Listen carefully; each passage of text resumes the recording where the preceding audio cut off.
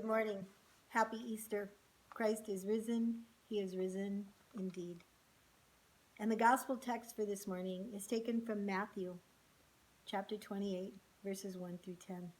After the Sabbath, as the first day of the week was dawning, Mary Magdalene and the other Mary went to see the tomb. And suddenly there was a great earthquake from an angel of the Lord descending from heaven.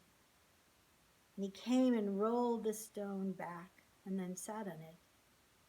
His appearance was like lightning, and his clothes were white as snow. For fear of him, the guards shook and became like dead men. But the angel said to the women, "Do not be afraid. I know that you are looking for Jesus who was crucified. He is not here, for he has been raised, as he said.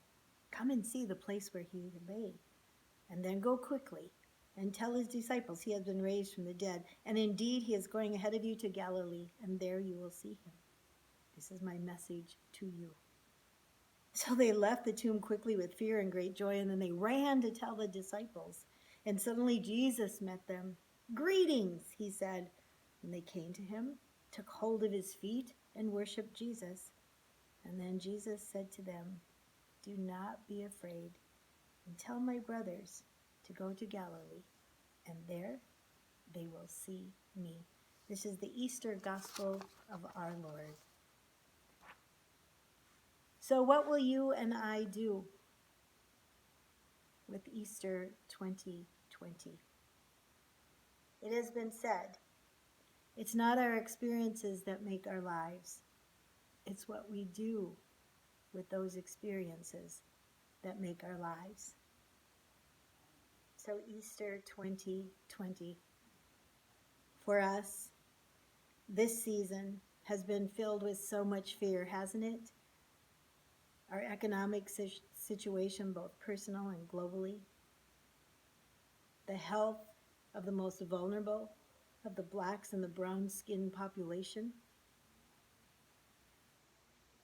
the state of our hospitals, the stress on our healthcare workers, the many unknowns of this virus and what it will force us to endure over the months or perhaps years.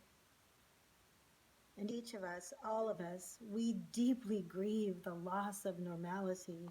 Yes, we miss human company. We miss rituals, social gatherings, being at work with people we love and care for. We miss the lack of a hug. We lament that there are no weddings, there are no funerals. And today, we lament there are no Easter celebrations in our churches. And so we, as a culture, we grieve together. There is a common grief of all of us, that in some way, each one of us grieve differently than the other, but it is for certain that each of us, our families, all of us, we grieve. And there is so much sadness around us, isn't there? Grief and sadness. And it was true of the disciples. And so this gospel text today at Easter probably has something to say to us that no Easter has ever been said before like this to us. You see, the disciples were all gathered and they were afraid. It seemed as if hopelessness filled every nook and cranny of their homes and their hearts. And they were afraid.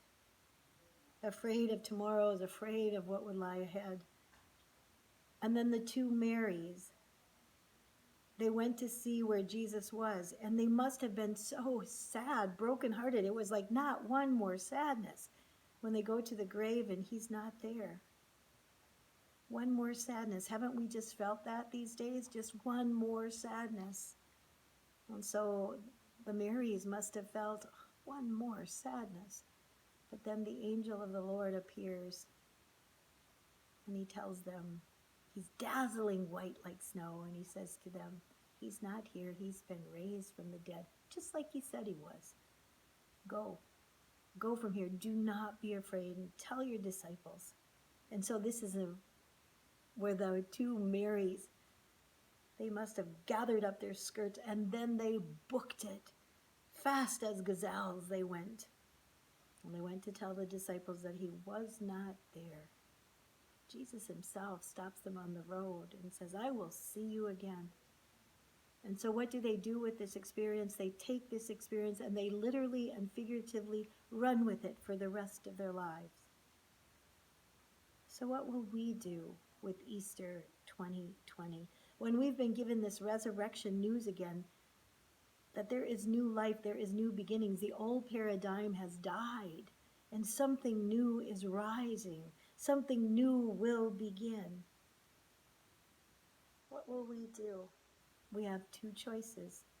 We can either become bitter and angry, fearful and traumatized by what we've been through, or we can take a second choice, and we can take our lives and we can choose to live perhaps a bit differently.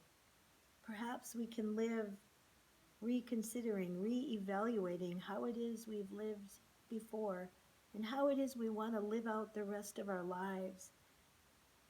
We have two choices, how we want to live with this news. You and me.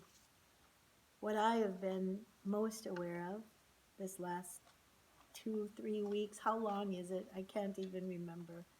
But what I have been most aware of these days, and how I want to live my life differently, how I want to use this experience, is that I want to see more clearly. I want to open my eyes to see those who have been serving this country, this world, with more appreciative eyes. For me, what has captured my heart and my attention is the many, many beautiful people stepping up and making endless sacrifices to help in any way and any gifts that they've been given. And they truly have made sacrifices. And in every single act, it is a kind of sacredness, an amazing sacredness in every act of sacrifice that people, beautiful people, have made. And so they are, for me, the story of the resurrection, the good news that there are people in this world who will sacrifice for the love of people, for the love of this world.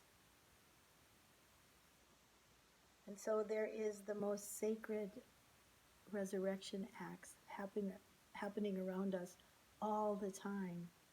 We just have to open our eyes to see them and recognize them and celebrate those resurrection moments. You see, the resurrection has happened, is happening, and the resurrection will happen, for sure. It's our promise. It's our faith as Christians. So may you and I be resurrection people, acting with a renewed warm-heartedness for life and people. May we be resurrection people with a renewed acceptance of one another, with a renewed gratitude for so many things that we really did take for granted, yes? Christ is risen. He is risen indeed. Let the resurrection revolution begin with you and me. Amen.